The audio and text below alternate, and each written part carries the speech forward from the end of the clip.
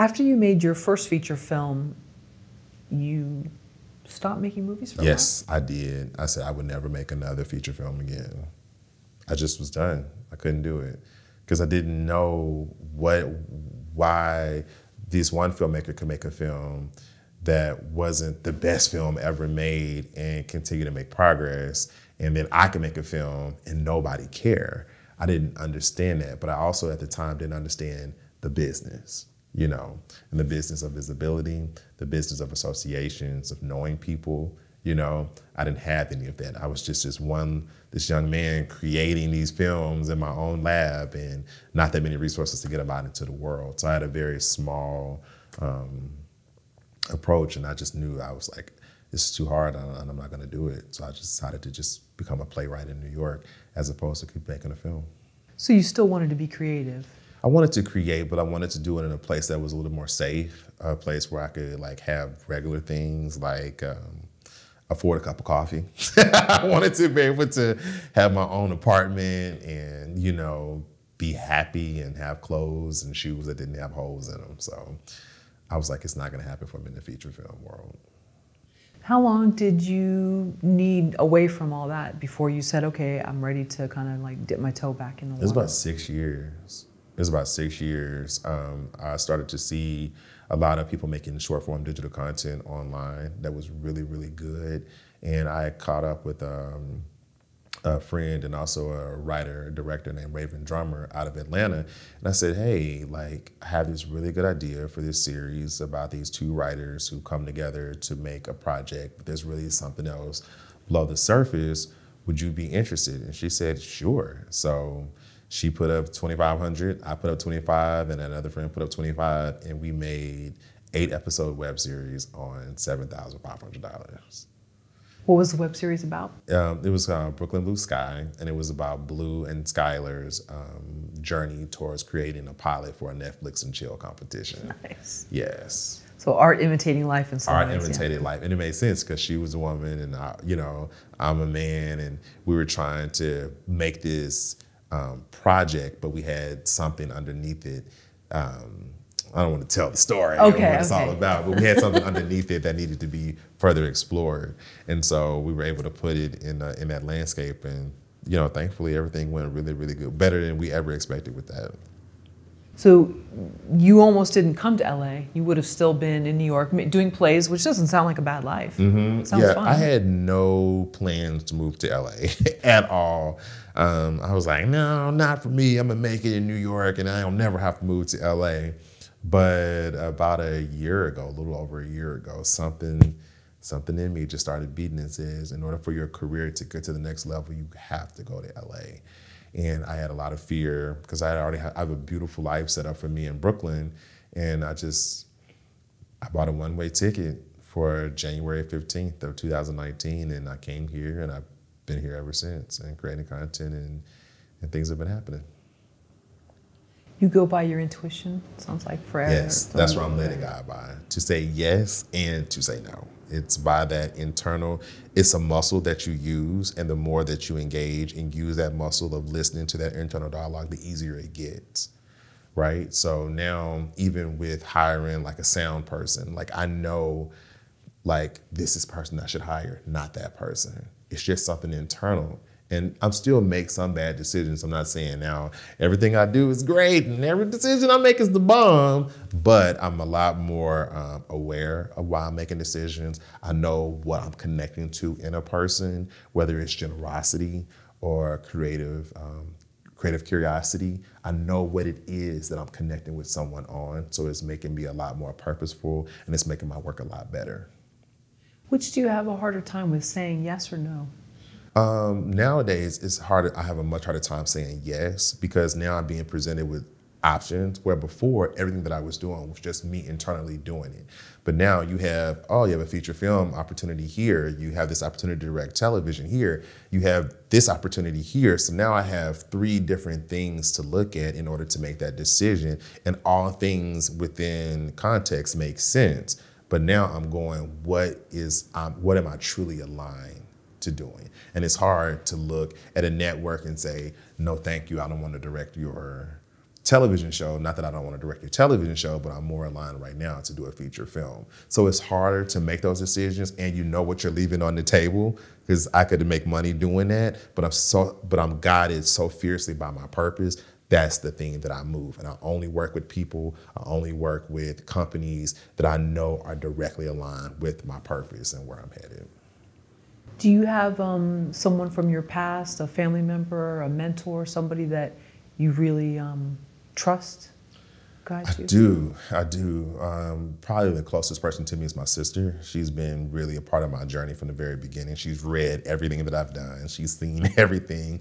She's been at all of my readings. She's been everywhere. And she knows who I am today as opposed to who I was yesterday. And so she makes sure that I continue to make decisions, that I don't fall into a lot of those old pitfalls of not being able to say no, or moving faster than what I need to for the sake of getting it done, as opposed to getting it done correctly.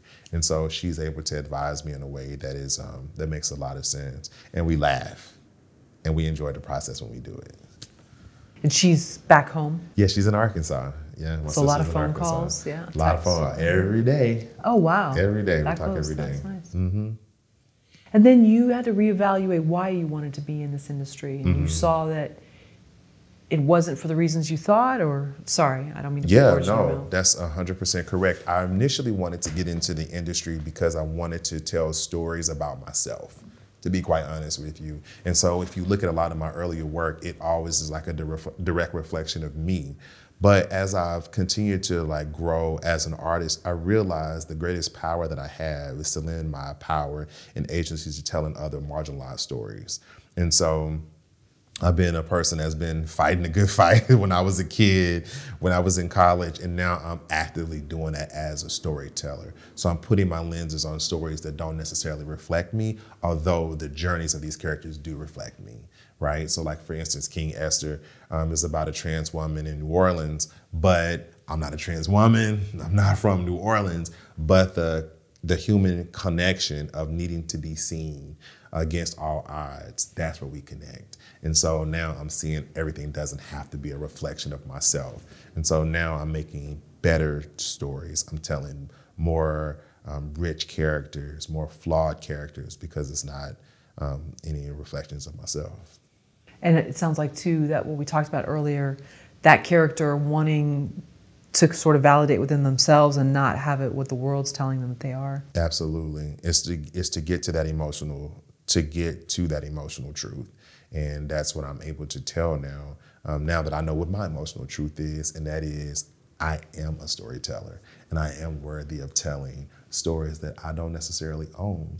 And now I'm actively doing that, and I love it. Do you feel these stories come from some other place? Yes, they all come from me. Like, I don't think there's a character that I've written that didn't reflect me in some way, shape, form, or fashion, even the ones that I really don't like. I mean, I have to admit, there are parts of myself that I just don't celebrate. You know, I don't like. I know they need to change.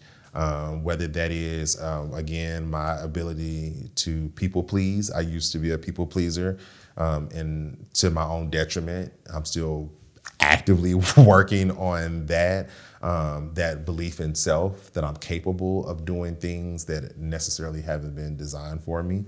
I'm having to work on that. I'm working on my graciousness, being more gracious, more grateful, more humble each and every day for what I've been given and those people that I'm surrounded by. So as I get better and as I continue to get to my emotional truth and explore it, I'm doing that better with characters. And now I'm telling better stories.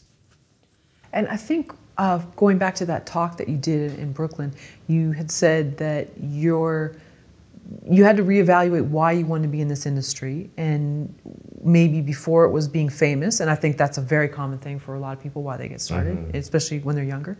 And then it came down to just telling stories. Yeah.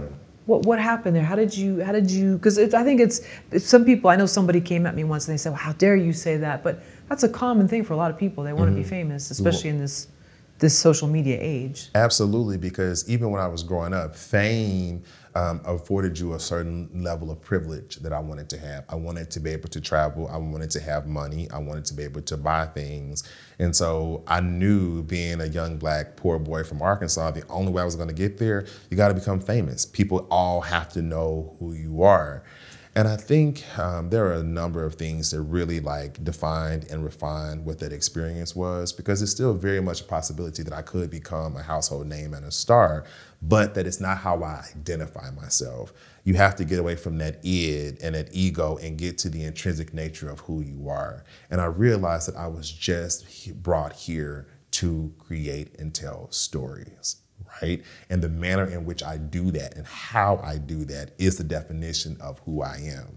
And so when I started to see that and not have a connection to physical, tangible things like a city or a house or an apartment or a couch or old Pumas that needed to be thrown out, I can then approach my work so differently. There's a freedom that I have now. There's an approach that I have now where I'm not pressed.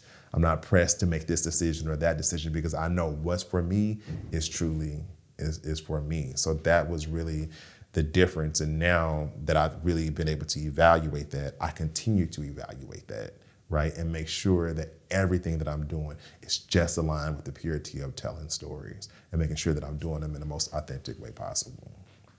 Did you used to have someone tell you stories when you were a kid? No, I used to tell the stories.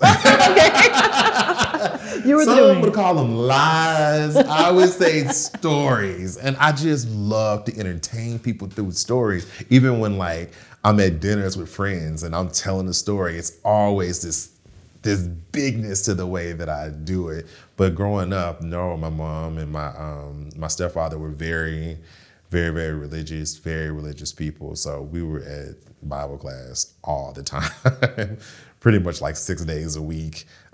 We were there doing that. So I didn't really have time they didn't have time to tell a whole lot of stories. So I mostly told stories to others. Well, there's a lot of parables in the Bible. I mean, there's a lot of storytelling within the Bible. There is a lot of storytelling within the Bible, and some of the greatest stories. I mean, a lot of my work is derived still from the story of Adam and Eve. It's an allegory that continues to come up almost in all of my work.